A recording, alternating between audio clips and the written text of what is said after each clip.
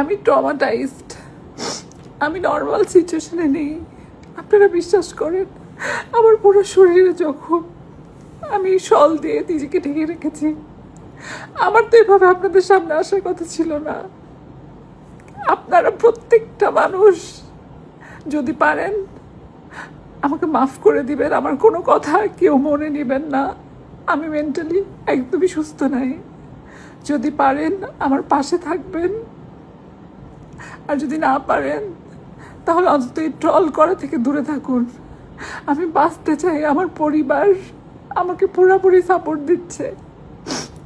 আমার মা 24 ঘন্টা আমাকে দোয়া করে ফু দিচ্ছে যাতে আমি নর্মাল লাইফে ফিরতে পারি। কিন্তু এই ট্রমা থেকে আমার মনে হয় না যে আমি এত সহজে বের হতে পারবো। কারণ একটা মানুষের, আমি ওই মানুষটা যখন আমাকে মারছিল তার আমি বারবার পা ধরছিলাম যে আমাকে প্লিজ মাফ করেন, আমি আপনাকে চিনি না। এবং সে অনর্গল মেরেই যাচ্ছে, সে মেরেই যাচ্ছে, সে মেরেই যাচ্ছে, সে মেরেই যাচ্ছে, সে থামছে না, সে থামছে না, সে তার মতো বলে যাচ্ছে আর মেরে যাচ্ছে।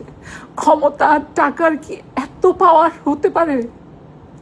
এত টাকা, এত ক্ষমতা, আল্লাহ যেন এরকম ক্ষমতা, এরকম পাওয়ার কাউকে না দেয় যে মানুষ পশুতে রূপান্তর হয়। আমি আপনাদের কাছে হাত জোর করে বলছি, আমার কোনো কথায় কেউ কষ্ট নেবেন না। মেয়েরা আমার কোনো কথায় কষ্ট নেবেন না। আমার বাংলাদেশ সরকার, বর্তমান যে সরকার আছেন, তারা আমাকে ইনশিওর করেছেন যে তারা আমার পাশে আছেন এবং আমাকে বিভিন্ন জায়গা থেকে ফোন করে, সংস্থা থেকে ফোন করে বলা হয়েছে যে তারা আমার পাশে থাকবেন।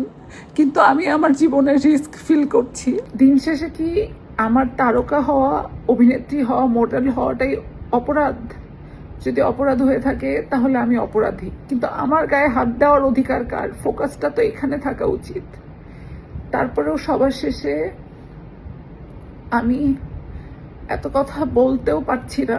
আমি শুধু একটা কথাই বলতে চাই, আমি যদি কারো মনে কোনো প্রকার কষ্ট দিয়ে থাকি, আমি সবার কাছে এটার জন্য ক্ষমা প্রার্থী। আমাকে ছোট মানুষ ভেবে এবং আমাকে আপনাদের বোন ভেবে মাফ করে দিবেন এবং আমি যেন জাস্টিসটা পাই এটার জন্য আমার পাশে থাকবেন। এবং আমার সাংবাদিক ভাই বোনদেরকে আমি যখন যেভাবে চেয়েছি পেয়েছি। আমার সহকর্মীরা অনেকে আমার পাশে থেকেছেন। তবে মেয়েদের কিছু কমেন্ট পড়ে আমার বুক ভেঙে গেছে। এটা নিজেদের সাথে, আমার কোনো শত্রু মেয়ের সাথেও যাতে এটা কোনোদিন না হয়।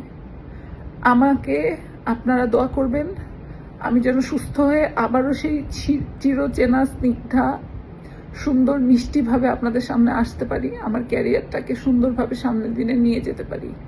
আমার জন্য আপনারা সবাই দোয়া করবেন।